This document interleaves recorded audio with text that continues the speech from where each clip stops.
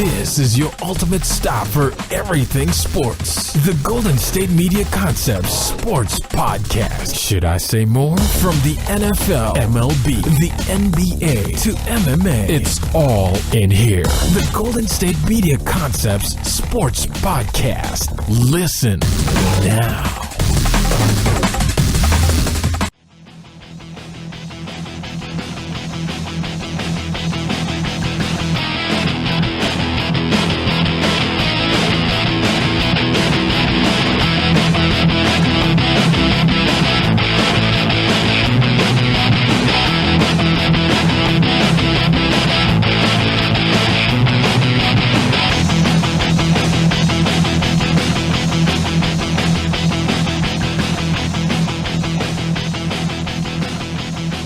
Hello, everybody, and welcome to the GSMC Sports Podcast, brought to you by the GSMC Podcast Network.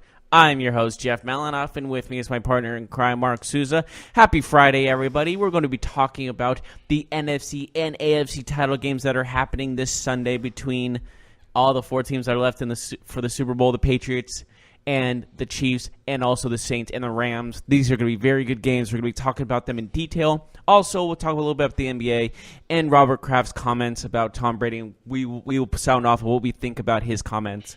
But first, let's talk about the NFC Championship game, shall we? Mm-hmm. Saints, Rams, they had a great game, Week 9. Saints won that game 45-35. Do you see a similar outcome with this, or do you see something different, Mark?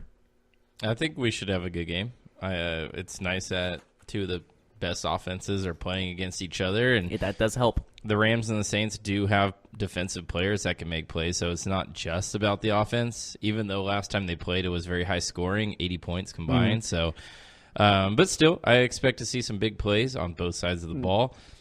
I'm looking forward to it. I think it's going to be a great atmosphere. I don't think there's a tougher place to play, at least in the NFC, than New Orleans in terms of crowd noise and atmosphere. I'd even say they're higher than Seattle, Green Bay. When that place is rocking, when the Superdome is going, you can't even hear yourself think. There's also another little fun fact I want to tell you. The head referee of this game is Bill Vinovich, and the Rams are 0-8 with games officiated by him. How many of those games are within the last 2 years is what I would ask, because I really could care less about.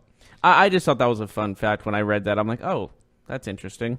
Yeah, no, I get it. It's interesting. I just couldn't care less if anything would have happened before, McVay took over this team, because true. Jeff Fisher, whatever. Interesting. What's the Saints record with Bill Vinovich? Do you know that? I'm sorry? What's the Saints record when Vinovich does their Well, games? the reason I brought this 0-8 up is because fans are trying to petition to have him removed from as head official of the game. Oh, yes. The joys of social media. Like, who found this? And, it doesn't matter, but of course it's a thing. This 0-8 record has been since 2006. Mm-hmm. Just yeah. I guess some fans think they're crying foul about this, but what are you going to do? Mm-hmm. I just think that some people think he's people are bored. Yeah, people are bored, or he's quote corrupt. But right, because everybody has to find something to be upset about or blame. The petition, apparently the Rams fans petition on Lip Talks. It's Lip Talk is a guy that's running it. Has garnered more than 1,000 signatures, and his goal is 1,500. Which I don't think is going to do anything, but still, that's a lot of fans thinking this is going to be a big factor in this game, though. Yeah, that's all I have to say about that, because that's how important I think this is. To be honest with you, who cares? Mm-hmm. The two teams are going to play on Sunday, and there will be bad calls, there will be good calls.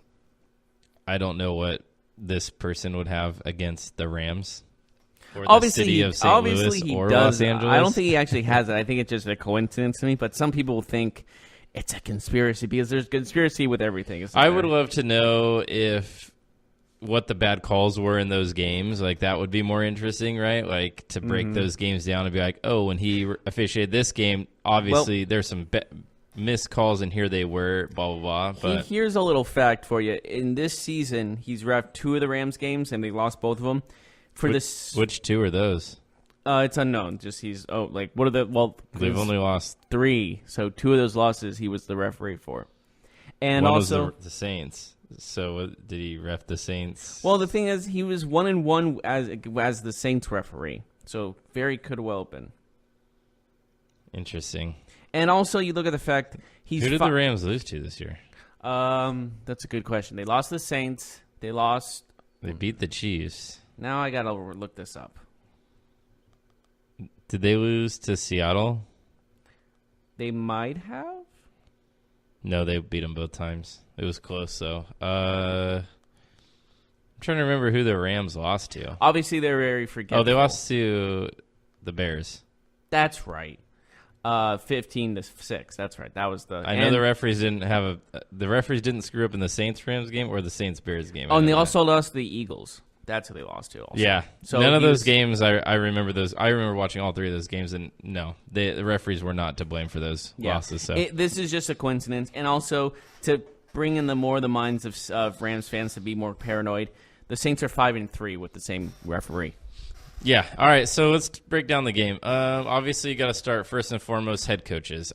Sean Payton, Sean McVay, battle the Seans. I've seen this headline a couple times. And the same spelling, SEAN, I believe. Now, I give the advantage to Sean Payton because, let's face it, he's won a Super Bowl. He's one of the best coaches in the NFL. He's an offensive guru.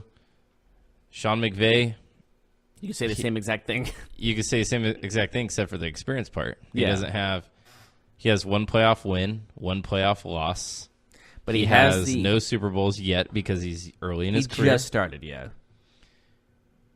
I got to give the edge to Sean Payton. I mean, I have to. It's not saying Sean McVay can't outcoach him, and I'm not saying Wade Phillips can't be a big importance in this game, because he will be. Wade Phillips is going to have his say on a lot in this game, but I have to give the edge to the coach I know who's been there before.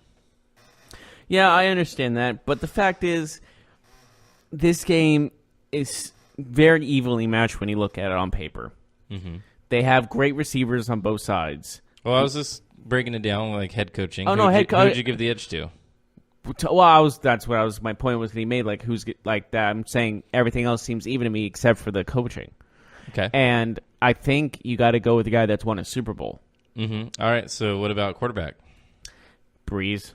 I think that's the biggest difference of when we break down these teams is that Breeze. I don't trust Jared Goff yet. He didn't have a great game against the Cowboys, and he has not had a good game in the last month. Yeah, that is but the Rams have a great receiving core and a great running game, just like the Saints do. That's why I'm saying that is so evenly matched. But the main factor is, who would you rather have under center, Drew Brees or Jared Goff? Goff on the road or Drew Brees? But also, you look at both defenses, and those are both pretty darn good themselves as well. Well, I mean, everything besides the quarterback position is pretty even in my mind. Who do you give the edge to the running backs? I think I got to go. The thing, Gurley's coming off that knee injury, so he's healthy. But Kamara and Ingram have not had the best of games recently either, so I might have to get the edge. And Gurley and C.J. Anderson have been tearing it up, so I'm giving the edge to the Rams. Yeah, I give the edge to the Saints. Do you? Okay. C.J. Anderson is fine, but I don't think he's. You're going to take away his. That both him and Gurley had over Gurley 200 is yards great. rushing. Gurley is great. Kamara is great. I think both are super dynamic players, but Gurley I don't think is fully healthy. And that makes a difference. But when it comes to running back, when it comes to C.J. Anderson, I think Mark Ingram's a better running back for sure. I don't even think it's close. Mm-hmm. C.J. Anderson is. But I'm also looking. I'm also looking at momentum. Yeah, I mean, yeah, it's a scheme. Like the Rams scheme very well, But I think you or me could have ran through those holes last week. To be honest with you, C.J. Anderson wasn't getting touched till 8-9 yards down the field. So will you give the offensive line advantage to the Rams? Possibly. That one is really even for me. Mm-hmm. Because I give the edge in run blocking to the Rams, but pass blocking to the Saints. They were 13-3. Teams have winning seasons and great offenses. It starts and ends with the offensive line. Mm-hmm. Yeah, absolutely. And they both have the top offensive lines in the league. And so it's just going to be like who is going to take advantage of those holes in time in the pocket more. Mm-hmm. So the last time that they played, Gurley had 68 yards rushing on 13 carries, 5 yard per carry average. The thing, though, is that they really took him away in the passing game. He had 6 catches, but only 11 yards in those 6 catches. Cooks had a big game against the Saints, and that's where it's going to be interesting for me because I do think the Rams could beat them in the passing game, but it's going to be relied upon Jared Goff, who had almost 400 yards passing in that first meeting. He did have 3 touchdowns and 1 pick. Now, flip it over to the Saints. The Saints just ran the ball 34 times for 140 yards against the Rams. It's not necessarily, they didn't gash him 4 yards per carry, but Kamara had 2 touchdowns in that game rushing and 1 touchdown in that game receiving. I don't know if you remember, but Kamara really tore up the Rams last time they played. And Michael Thomas had 211 yards That's receiving. what I was going to. He had 12 receptions, 211 yards, and had a 172-yard touchdown against who? Who's been talking the most trash recently? Against the man, the myth, and the legend, Marcus Peters. Mm-hmm. Exactly. That is the matchup that is probably the most crucial in this entire game. Peters versus Thomas. Peters is talking a lot of trash, and a lot of people are saying, you don't have the track record right now against the Saints to talk this much trash. And I understand that. And he really needs to step it up if he's going to be the one going man-to-man with Michael Thomas. If they go with a man-to-man. They might stick with. They might go to a zone. Maybe they'll and change it up. put Talib on him because Talib wasn't available for that game. Mm-hmm. Do you think you don't think Peters will be guarding Thomas? I think. Who would you rather have, Thomas or I think that Peters or if, Talib? I think that if the Rams were smart, they would put Talib on Peters or on Thomas because Talib is more physical and he's a little bit bigger.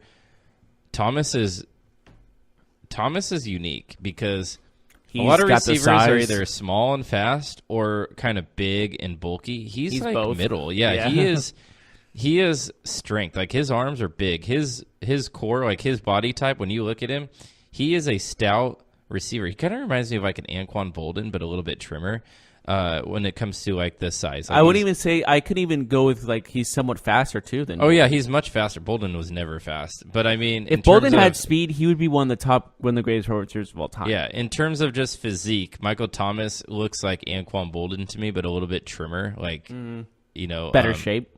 No, not better shape, just a little bit athletic, a little bit leaner, just a little bit leaner. Okay, I see what you're saying. And that may be why he's a little bit faster, of course. But Talib is more physical than Peters. I think Peters can get kind of thrown around a little bit by guys that are bigger than him. And I think it's a bad matchup. It got proven last time they played each other. Yeah, I think it's just a bad matchup for Peters. Not that he's not a good player, it's just a bad matchup. So you think that to stop Thomas, you need to knock him around a little bit? Well, I think that you need to not get knocked around a little bit more than anything. Like I think Peters was a ragdoll when they played in that game, and he was. And Talib won't lose like that. He might not beat Michael Thomas one-on-one every play, but he won't get tossed around. You know, he's more stout. He'll stay vertical. Yeah, he'll be able to make it tougher at least, in my opinion. Yeah, like we were talking about, like when Peters got knocked around in their Week 9 matchup, when one guy gets 12 receptions, 211 yards, and one of them was a 72-yard touchdown. That was complete dominance on one end of the ball. And so I think Thomas is going to get a lot of looks if Bree sees what Peters guarding him. Yeah, and last time they played, the Rams offensive line did a really good job of keeping Breeze upright in that game. You mean the Saints offensive line? Yeah, the Saints, did a great job of keeping the Rams defensive line off of Drew Brees. And that's a big accomplishment with that deadly of a defensive line facing you. So you got to think that is where this game will probably be won. I think whichever defensive line makes it more difficult for that quarterback, that's who probably wins this game. Now, the Saints got a big blow with Sheldon Rankins going on IR when he tore his Achilles last week. I think that's a big loss. That is a big loss. I think that loss is bigger, though, in terms of the run game, but still, he's a starting defensive tackle. He's one of your best defenders. It's not good. When you have one of the top-ranked defenses in the league and you lose your starting defensive tackle, that's a hole. Yeah, and plus in a game like this, where Gurley and C.J. Anderson are going to a lot of times what people don't really look at when we analyze games and what I find, like, when you watch, scattering reports around TV, watch like ESPN or NFL, anything like that. But a lot of times they only talk about which team has the advantage maybe in the starters, but like defensive line's the one position where it's a rotation. Like everyone plays. If you're a defensive lineman, everyone plays. It doesn't matter if you play 10 plays or 60 plays, but everybody's in, everybody's out. But the thing is, when you lose that starter, another guy's got to come from that doesn't play often. It's got to play a lot more. Yep. Yeah, so I think it's whatever defensive line creates the most impact in the run game and obviously in the pass game. Whoever can get to the quarterback more, I think that team wins. Saints are at home. I think their offensive line's a little bit better in the pass blocking game, but the Saints' run blocking scheme, that zone blocking scheme, it just gashes teams. But I think the Saints will be a lot more prepared than what Dallas was. Dallas looked like a rookie playoff team. They looked like they'd never been there before when they played the Rams last week. The Saints won't get fooled like that. That's why so many people are asking for J.C. Garrett's head still. The Saints won't get fooled like that. The Rams, the way that the Rams beat the Cowboys, the Saints will not lose that way. They might lose this game. The Rams are perfectly capable of winning this game on the road, but it won't be because it's not going to be about poor coaching. The team didn't have the right shoes. The team didn't know how to change their defensive calls where the offense It's not going to be based off bad coaching. That's for sure. Yeah, it's not going to be. Yeah. So who do you got? What's your final score? I really like the Saints. I know that a lot of people are looking at this game saying their offense hasn't been playing as well as it was early in the year, and they're absolutely right. Breeze at home. Breeze is still Breeze. Jared Goff on the road. It can be done. I'm not saying it can't. But I just like the Saints to force Goff to throw a little bit more than the Rams want to. Mm-hmm. And I think ultimately Michael Thomas, Drew Brees, Alvin Kamara. I don't know if anybody on the Rams can stop him. The first time they played, he was unbelievably successful running and catching the ball. Like, they could not stop him. He scored 3 touchdowns. I don't think there's a linebacker on the Rams that could run with him, to be quite honest with you. And that's where the Rams' weakness is. Their defensive line's pretty good. They got a couple players in the secondary that are pretty good. But those linebackers, not good. And you're going to have to chase Alvin Kamara. Look for Alvin Kamara to have a huge game. I have the Saints winning. I have them winning a score of 31-24. 31-24. Okay, so you see a one-score game. Yep, but I like them to cover the 3.5. Yeah, okay. I agree with you on the fact that the Saints, I feel like, are the better team. They proved it in Week 9. Obviously, it's different now because we're later on in the season. But I believe that the Saints are just are more ready or more talented. The Saints or the Rams? The Saints. The Saints are more talented? Yeah. Just overall, just from start to finish. Mm-hmm. And that's why I'm going to go with the Saints also. But I'm going to go 35-28. I thought you were going to go Rams. Do you really think that? I love the Rams, don't get me wrong. But I think the better team is the Saints, and I got to go with my gut on this one. Mm-hmm. All right, well, we should probably go to a break and talk about the AFC Championship. Oh, this one's going to be a little more interesting, I feel like. Mm-hmm. Or maybe just as interesting. Who knows? But we'll be right back right after this.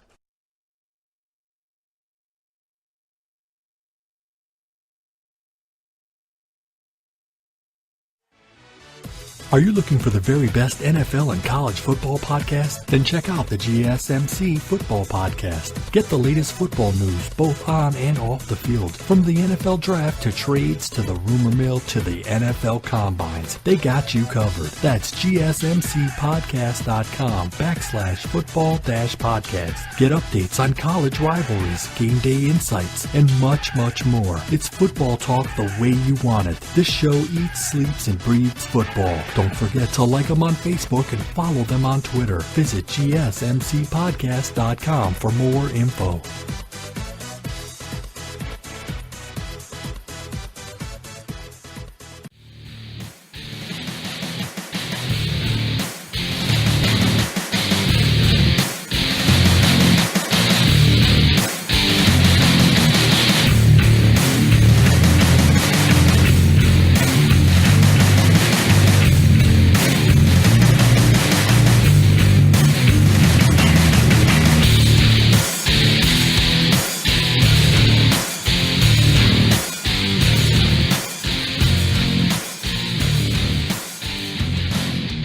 Welcome back to the GSMC Sports Podcast. We just predicted our NFC Championship game between the Saints and the Rams. Now we are moving on to the AFC Championship game between the Kansas City Chiefs and the New England Patriots. Mahomes versus Brady, Andy Reid versus Bill Belichick, and so on and so forth, I guess. I would have said Kareem Hunt versus Sonny Michel, but we're missing somebody there. Uh-huh. Yeah, tough luck. But do you think, obviously Kareem Hunt would have been a big factor in this game, but obviously he's not there. But Andy Reid, since he's been on the Chiefs, is 2-2 against Belichick and the Patriots. They lost. Patriots beat them this season, but they have beaten them last season. The Chiefs did. Mm-hmm. So we have a tiebreaker here. This is the big tiebreaker between Reid and Belichick. What do you see a big factor in this game? They're 2-2 since Reid's been the coach of the Chiefs. Oh, but the tiebreaker. If we're looking at history, I mean, Belichick. It's Belichick, but as the he got Chiefs, a Super Bowl as the Chiefs, as the Chiefs head coach is what I'm saying. Gotcha. Okay. What were you asking me? What do you see as the biggest factor in this game for both teams? Well, I thought the weather was going to be a big factor, but as we know now, it looks like the temperatures will be rather normal on Sunday. We're looking at probably temperatures in the 20s. It's not going to be quote unquote normal, -5 like they thought. The Arctic blast looks like it'll miss Kansas City on Sunday. So I think that helps the Chiefs because I think the worse the conditions. What I heard this from someone, but the worse the conditions, the better for the Patriots because it makes it more of a half-court game. And I did like that train of thought. But regardless, that won't happen now. I think the Chiefs being at home, it's going to be a tough place for the Patriots to win. But I don't know. People are making a lot about Tom Brady's 3-4 record in the playoffs on the road, but that's a good playoff record, so I don't get it. I really don't understand why that's a negative, but it is what it is. Andy Reid also, I think a lot's been made about his, misfortunes in the playoffs, which I think is overblown again because every time he loses in the playoffs, I feel like he's got the worst quarterback. And at the end of the day, talent rises, right? Like, coaching can only do so much. You lose playoff games with Alex Smith, oh well. Like, what are you going to do? So, and he arguably has the best quarterback right now in the NFL. And when he lost the Super Bowl, he had Donovan McNabb against Tom Brady. Obviously, he was losing in the quarterback department. I think. Are you going with what I think you're going with, in that Mahomes is right now better than Tom Brady? I think Patrick Mahomes is better than Tom Brady, but I think the Patriots are going to win this game. Okay. Why? I guess. Better Just because coaching, or is it going to be? I think that the Kansas City defense is not going to be able to stop first down after first down after first down by the Patriots. And see, we said the same thing about Luck. No, different, absolutely Okay. different, because the Colts' offense is not the same as the Patriots. Very good quarterback for sure. But there's another thing, too, about the Colts. The Colts had never been there before with this team. The Colts are not a team that is used to playing outdoors as well. The Patriots, all their games are in sub-30-degree temperatures, it seems like. Home, away, it doesn't matter. They play in the cold. That team knows how to play in the cold, and so do the Chiefs, but the Patriots won't have to go into that weather or go into that situation and be a deer in the headlights like the Colts were, because the Colts absolutely were.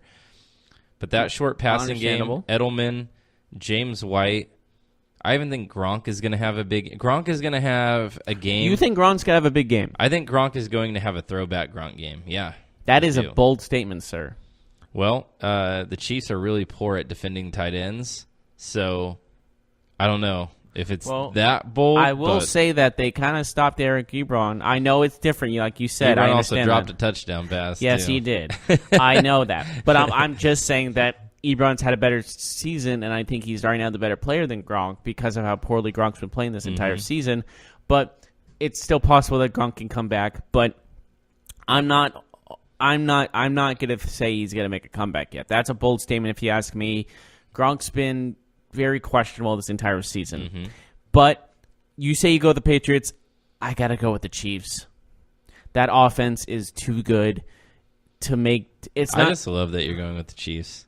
I love it because you have told me time and I time know. again that Andy Reid is going to lose. I know. I love and I've it. completely turned 180. I will admit when I'm wrong.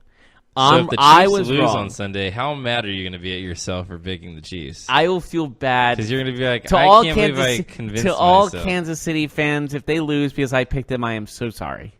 But right now, I'm a man enough to say when I'm wrong, and I was wrong about the Chiefs.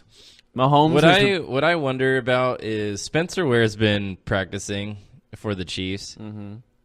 Williams has been so much more effective than Williams Spencer is going to Ware. get more play than Ware. You know, Damian Williams has the most touchdowns from scrimmage since Week 12 in the NFL.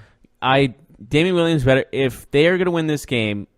But if they split 50-50, I feel like that's such an advantage for the They're not going to Patriots. split 50-50. But when Ware's been healthy, they have, or worse, it's been Ware getting the bulk of But the you got plays. to go with your momentum, right? You got to go with the momentum of Damian Williams.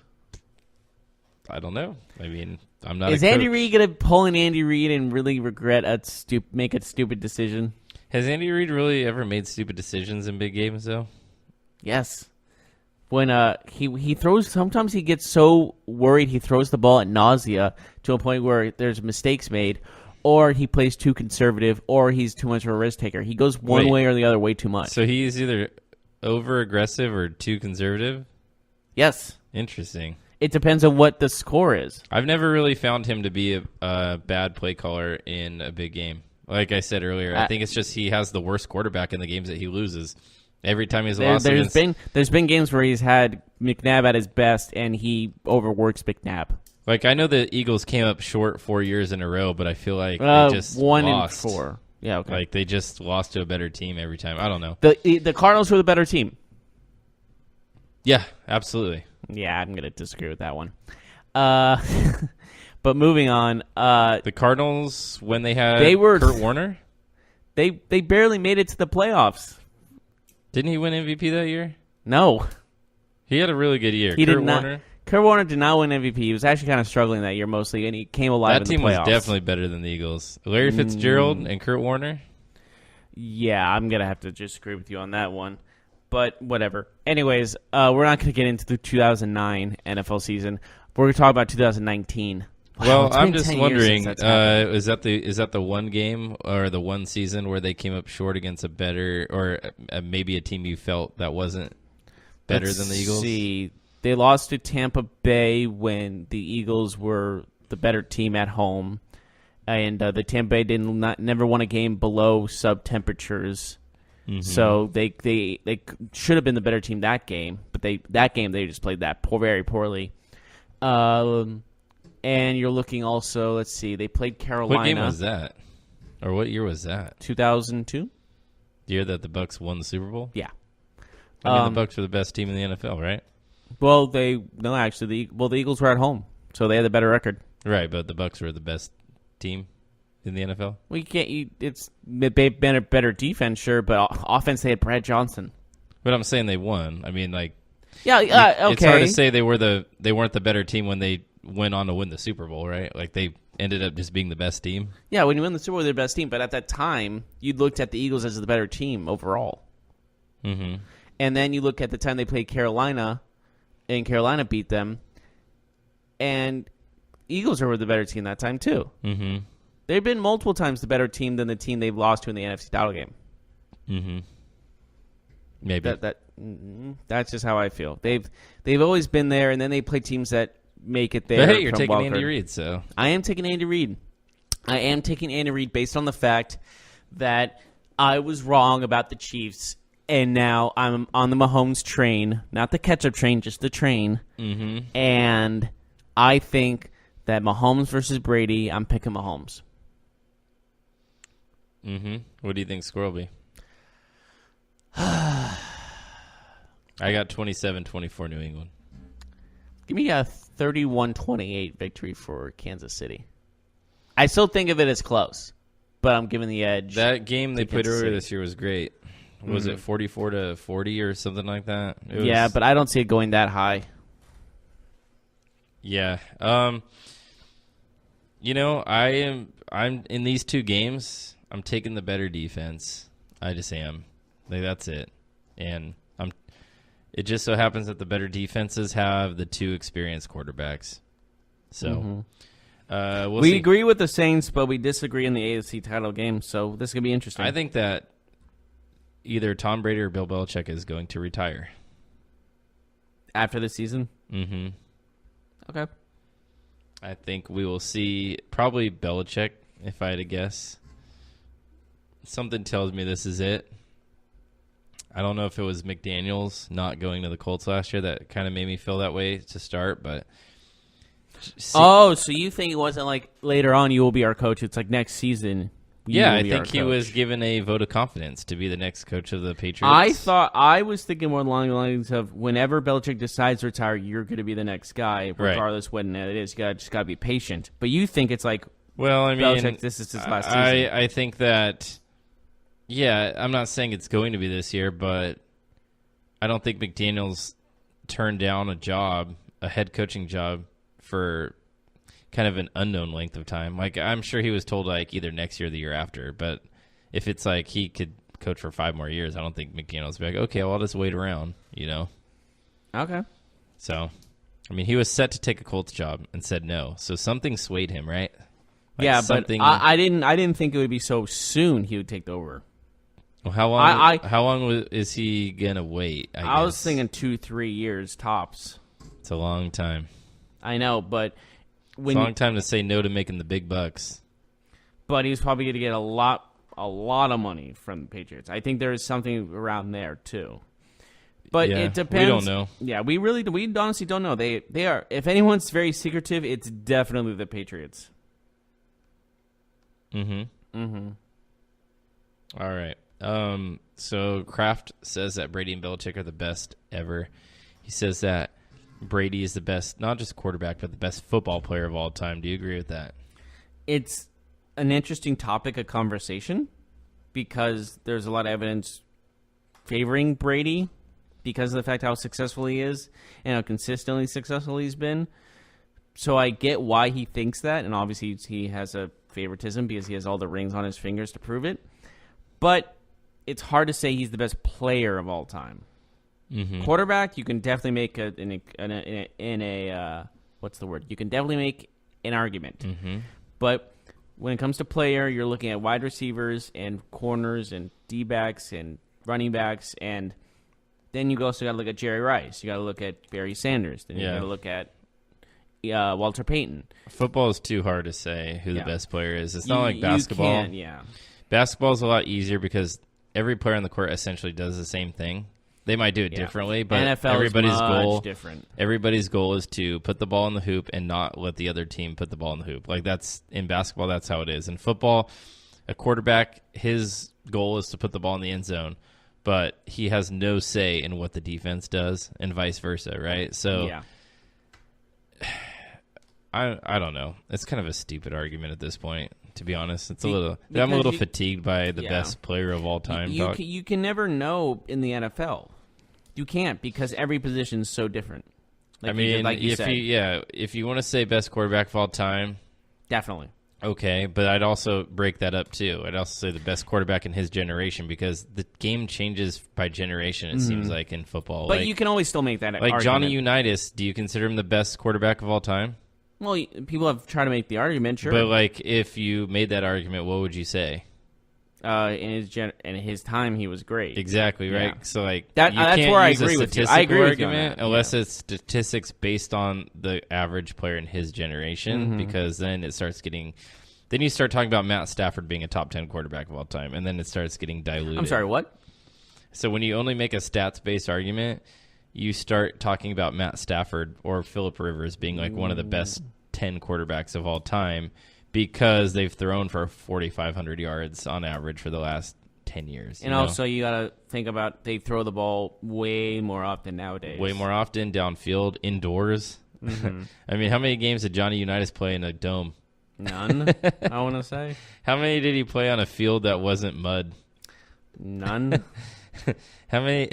I mean, you could keep going down the list, right? None. Anything you say is probably going to be How many games did he play where the officials were like actual full-time employees of the NFL? None. I pro Mike. Yeah. You start getting into real funny rabbit holes when He when played do in the this. 50s and 60s, for goodness sake. Yeah. So, I mean, whatever, man. I'm so tired of Kraft talking. I'm just going to be honest with you. But you know what's going to happen, dude? When they win tomorrow, or Sunday, excuse me, if they win, Robert Kraft's going to be sauced again accepting that trophy because he's always sauced up when he accepts a trophy. I have to say, I'll say this with this saying. The history is written by the victors. Exactly. And nobody, dude, I'm telling you what, he is always he's like me when I'm watching my team win. I'm like, yeah, I've had a couple drinks, like, let me get on the mic. He's the owner. It's not like he's like a coach drinking on the field. No, I know, but it's funny because, like, he's always slurring, like, super hard, Well, like, you see him with, like, Mark Wahlberg drinking a bunch, like... I'm not going to condone him for that. I'm not condoning him. I'm just saying, you know what's going to happen if they win. He's going to be all sauced up on the microphone. That's what's going to happen. At Arrowhead. Yeah. That's not going to lead to anything bad. He'll be freezing cold like he always is. So you're not concerned that the hoodie will just outcoach You mean the Emperor guy? Palpatine? The guy, you don't think that you're not worried about him outcoaching the guy who you think is going to fail all the time? I never said outcoach. All right. I said the talent on the field will win that game for the Chiefs. Do you think the Chiefs are actually the more talented team, or do you think they're just the more exciting team? I think more talented. On the Because offensive, they're more exciting, for on sure. the offensive side, more talented. Better receiving core, in my opinion. Yeah, I mean, Sammy Watkins, Tyreek Hill, Travis. Sammy Watkins is I will pick the core of the Chiefs over the receiving core of the Patriots. Tyreek Hill is like a human joystick. I'm not even going to argue with you on that. But Edelman's really good at what he does too. I honestly, personally, would pick Hill over. So Edelman. this is where I'm getting at though, and these two players kind of epitomize my question to you. Tyreek Hill, is he better than Julian Edelman, or is he just a different, more exciting player than Julian Edelman? And that's they're both completely different players. That's what I'm saying. And the Patriots are a completely different team than the Chiefs. So, like, I've heard this all week that the Chiefs are the better team. But, like, I ask why, because I don't think player for player they are the better team. I think they're more exciting. Travis Kelce, he's probably the best player in this game, if I'm being honest with you. That's where I'm going to say this game's going to end. This game is going to go down to who has the better tight end. But when I'm looking at the other side of the ball, I think the Patriots win in almost every category. Defensively. Like, Patriots are a better defensive team. Now, the Chiefs can make some plays. They played really well against the Colts. Don't get me wrong. But, man. I'm still going with the Chiefs. And then Brady, if Brady is the worst quarterback in the argument, I mean, that seems okay if you're a Patriots fan. But they're not underdogs. I don't care what anyone says. Don't play this, we're overcoming all the odds crap. So then I will ask you then, if the Chiefs are the better team, why are they only a 3-point favorite? Because it's the Patriots. Because the Patriots are really good, right? They're always it's Tom really Brady. If Tom Brady was not their quarterback, it would not be like this. But Mahomes is the MVP, right? Yes, he is. Okay. Replace Tom Brady with anyone else in the NFL besides Mahomes. They would not be just Foles. 3 points. Okay, they would be below 3. They would be over 3 points without question. Drew Brees. So I would say 4 or 5 points. Okay, maybe. No, I love Drew Brees. But Brady has the better resume when it comes in the playoffs. That's what I'm. Well, yeah, he has Belichick exactly too. my point. Belichick's just in a different class. But okay, really take out Brady and put in, let's say, Phillip Rivers, and keep Belichick. Well, I mean, if you're only saying for this one game, then yeah. But if it was like Rivers had been the quarterback for a couple of years with Belichick, then I'd probably say it'd be close. It'd be close to the same point spread. I still got the Chiefs personally. But if Rivers had been with Belichick for the last 5 years, Rivers would probably have 3 championships. You know what I mean? Just 3? In the last 5 years. So, yeah. Maybe 2. Depends. -1. He got one taken away. I'm kidding. Teams. Anyways, we should go to a break. Yes, when we come back, we'll talk about NBA stuff, and we'll see you right after this.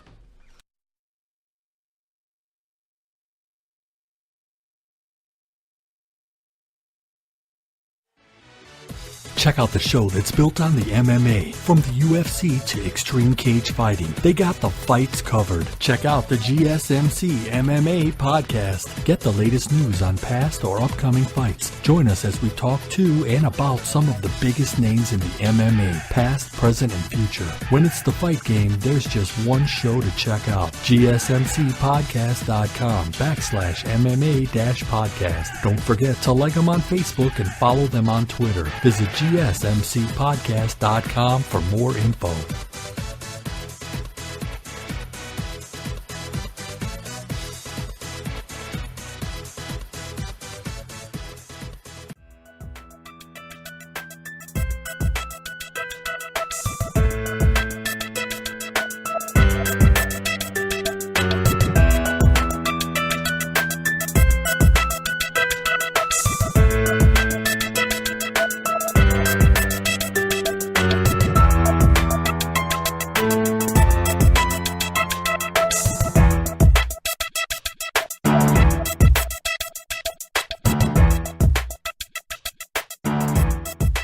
Welcome back, everyone, to the GSMC Sports Podcast. We just finished talking about the NFC and AFC title games.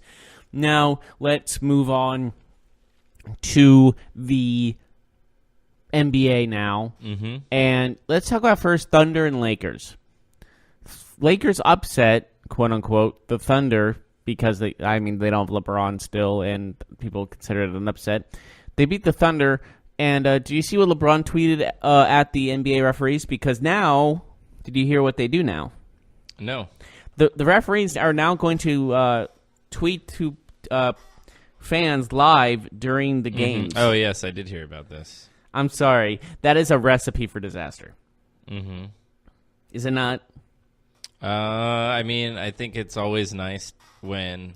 There's going to be a lot of cursing and a lot of violence towards those referees. Well, I think it's always cool when, the league tries to interact with fans, but, I understand why it could be a disaster. Mm-hmm.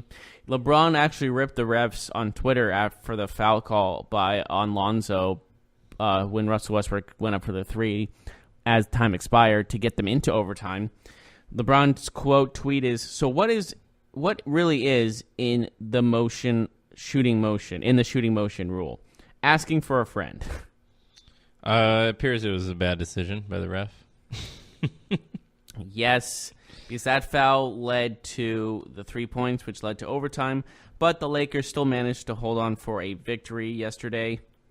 And it was 138-128 final. Kuzma with 7 threes, career high, 32 points, career high. But obviously the main talk of this game was the foul that led to overtime. Do you agree with the call that it was a foul or no? No. I think the referee made a bad decision, and it sounds like in the post game, he did realize a mistake.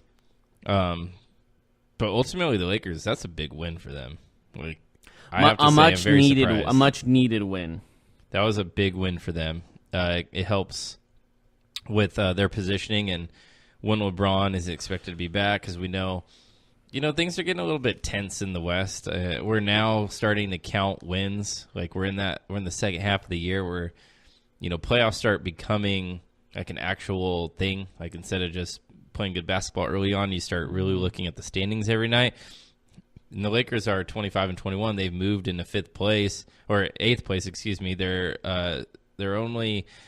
tied for 8th with 2 other teams, the Clippers and the Jazz. But at this moment in time, they are setting themselves up for a LeBron return, so maybe they can go on a winning streak. But any win that they can get here in this time without LeBron is crucial. Yeah, and the foul Lonzo had on Russell, he kind of wrapped around him, but I don't think it was necessary to be called a foul with 2.9 seconds left. But whatever, the Lakers still won. But there's still a lot to be desired from the NBA referees, and I think having them live tweet during games is going to be a recipe for disaster to me still, because it just depends on how they respond to stuff. How active they're going to eject fans via Twitter. How active are they though? How do they respond to everything? Do they respond? They didn't respond to. They didn't. I don't think they responded to LeBron. So. Anyways, but the main thing is, the Lakers won, and that regardless, if that ball did go in and it was an and one, this game would have went to the Warriors, and Thunder, excuse me, and this game would be talked about a lot more about how crucial that foul was. Mm-hmm. Yeah, NBA refs, they are a story in itself every single year. It seems like it doesn't change. It doesn't. Well, there's always the rumor of favoritism and rigging and all that good stuff. So, but my favorite part of the game was Michael Beasley wearing the wrong shorts. And then he ran back to the locker room, put them on, and the camera followed him throughout the entire process. This man is a professional athlete, and he realized. But shouldn't wait, I'm confused. How do you do that? Because shouldn't the locker room have everything ready to go? Like, here's your shorts, here's your jersey, go. I don't know. Maybe he decided he was just going to put on some black shorts. I have no idea. I think those were warm-ups. That's my guess. I don't know. I'm not blaming anybody else but him. Okay. It's like, you know what you're wearing. And even if you had black shorts, you could tell that everybody on your team's wearing yellow shorts. Like, it's not that hard to figure out, right? True. But that wasn't the only interesting game of the night.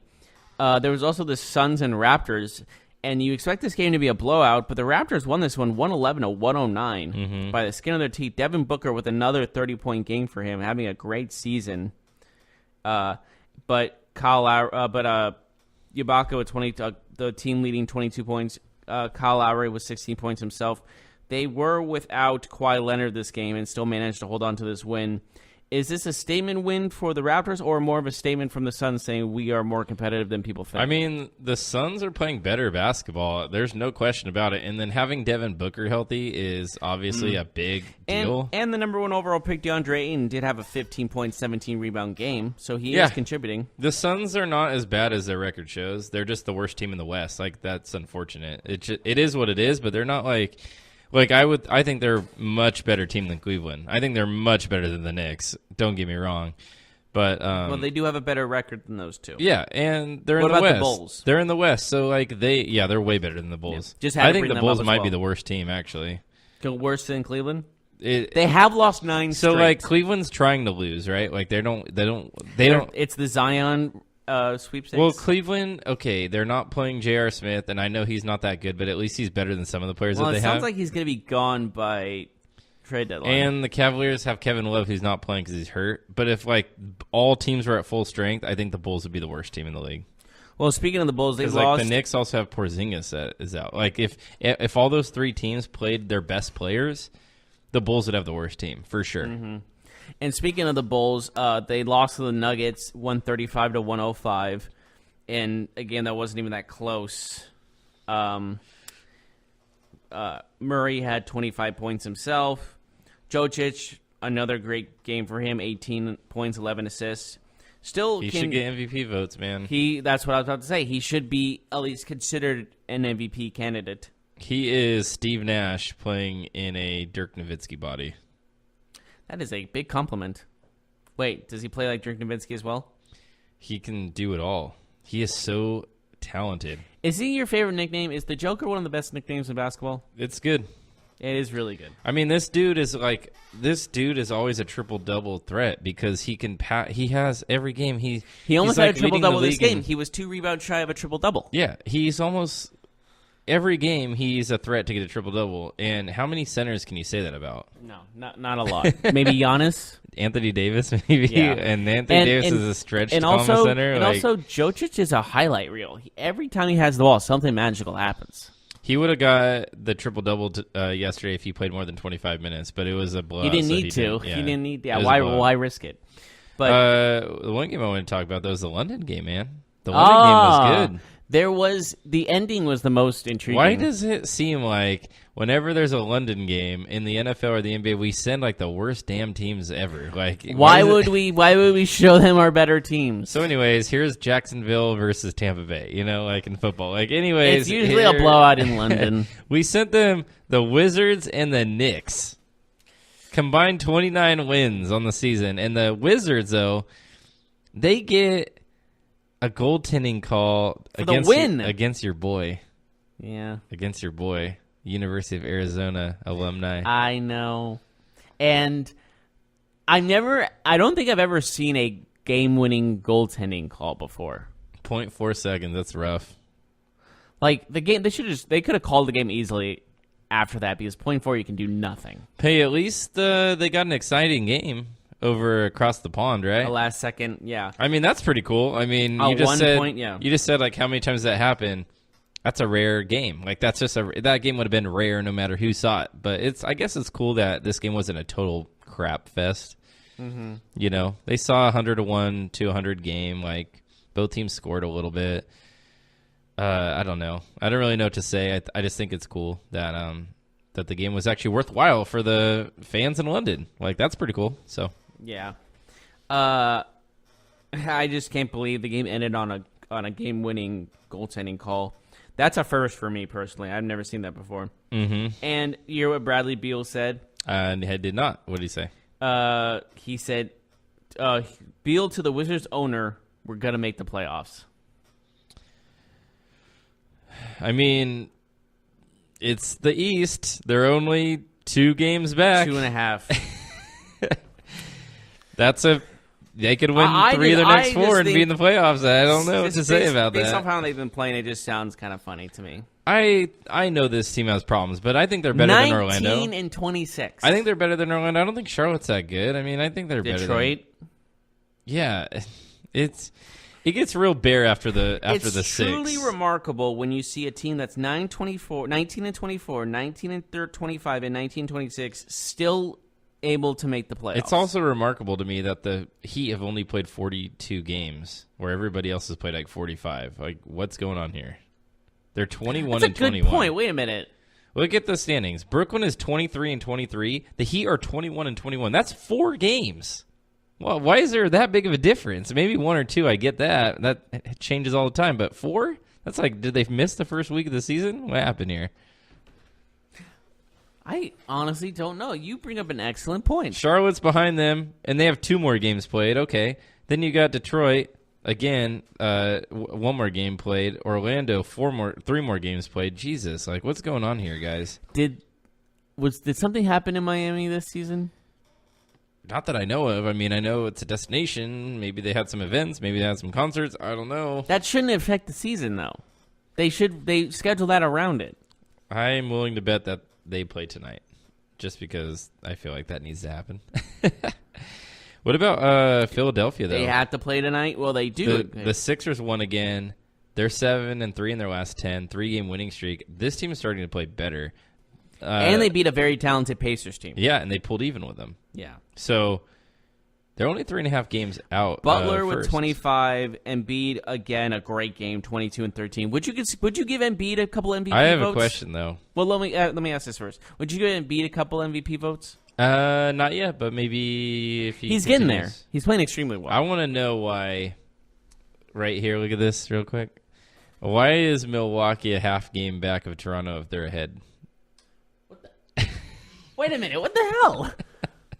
Okay, he's showing me. Okay, for they got a higher win percentage. Is it because they played less games? For those who can't see on your podcast, Mark is showing me a picture of the standings, and Milwaukee is first, and yet they say they're half a game back from the Raptors. They've played less game than the Raptors, but they have a higher win percentage than the Raptors, so I'm confused. And yet it says the Bucks are a half a game behind the second place Raptors. How the hell?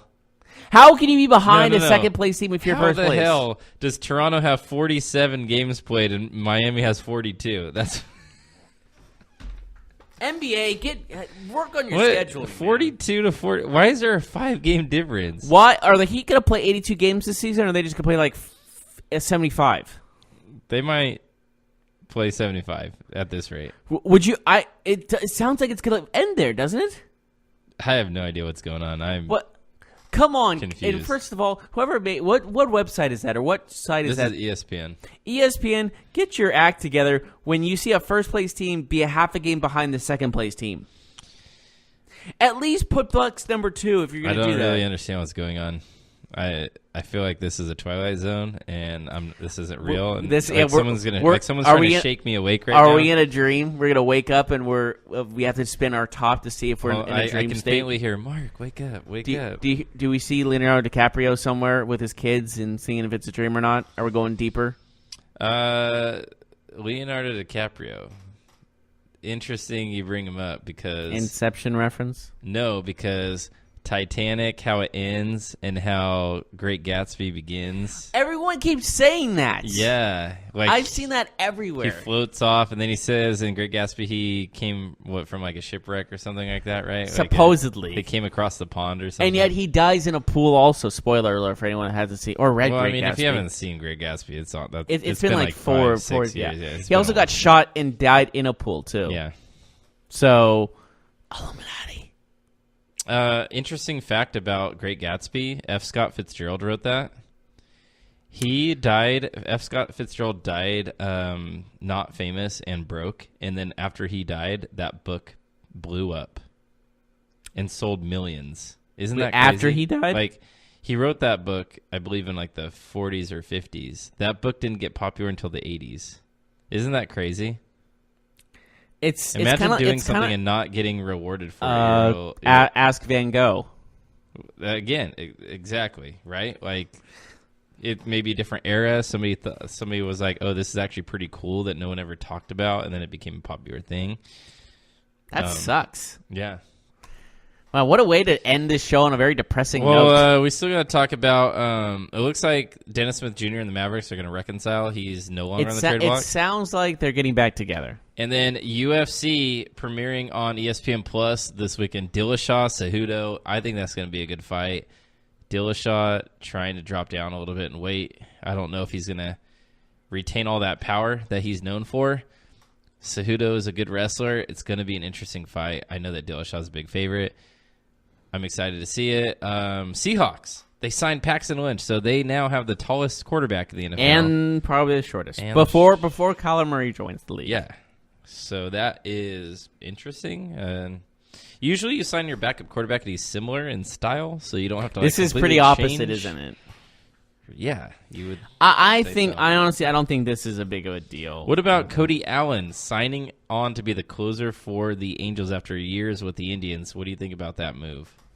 I think it's just he's a good pitcher. Yeah, like I think he just went where the money is. I can't think of anything else. The Angels have money, so yeah. But honestly, I don't think he went to a team because he thinks they're good. They still are in like a rebuilding type phase, wouldn't you say? Yeah. The Angels, I don't know what they're doing. They just have that albatross of a contract in Albert Pujols, and then they have Mike Trout, who's maybe the most underrated, underappreciated athlete in the world, to be honest with you. Yeah, who knows? Maybe they'll make some noise in the NFC or the AL West, but probably not. Mm-hmm. Yeah. Well, we'll see. It's still very. We're a long ways away from that. Yep. Well, we'll see you guys Monday when we recap. We will know who will be in the Super Bowl by Monday. Are you excited for Super Bowl 53? We'll have 2 full weeks. We'll have 2 full weeks of talking about the Super Bowl, and it'll be so excruciating. We'll be like, is this game going to ever happen? So we got to talk about each quarter every day. We got to talk about the Pro Bowl next week. Yay, Pro Bowl. Do we have to? Does anybody ever watch it? I never watch it. I only remember Sean Taylor lighting up a punter. I feel like Snapchat and Instagram was made for the Pro Bowl. Like, you don't want to watch the game. You just want to watch the few highlights. You don't ever want to watch the full game. You want to go do something like go out and then like kind of be like, oh, that happened. Yeah, if you're in Orlando and they have some tickets for like $20, sure. But other than that. That even sucks it's in Orlando. Like, at least it was cool when it was in Hawaii. Like, if I was an NFL player, I'd be like, hey, I'm going to Hawaii. That's cool, whatever. But I got to go to Florida. Like, yeah, Florida's cool, but, like, it's Florida. Like, it's not – I can go to Florida all the time. Like, I'm pretty sure it's cheaper to be in Orlando for the NFL. Like, it's cheaper for the NFL, but do they really care about going cheaper? I mean, they make you ask me. Fist, I don't know. The owners in the NFL are making all kinds of money. Yeah, seriously. All right, well, we'll see you guys. That should do it. Yes. Have a good day, everybody. Have a good weekend, and we will see you on Monday. You've been listening to the Golden State Media Concepts Sports Podcast. part of the Golden State Media Concepts Podcast Network. You can find this show and others like it at www.gsmcpodcast.com. Download our podcast on iTunes, Stitcher, SoundCloud, and Google Play. Just type in GSMC to find all the shows from the Golden State Media Concepts Podcast Network. From movies to music, from sports to entertainment, and even weird news. You can also follow us on Twitter and on Facebook. Thank you, and we hope you have enjoyed today's program.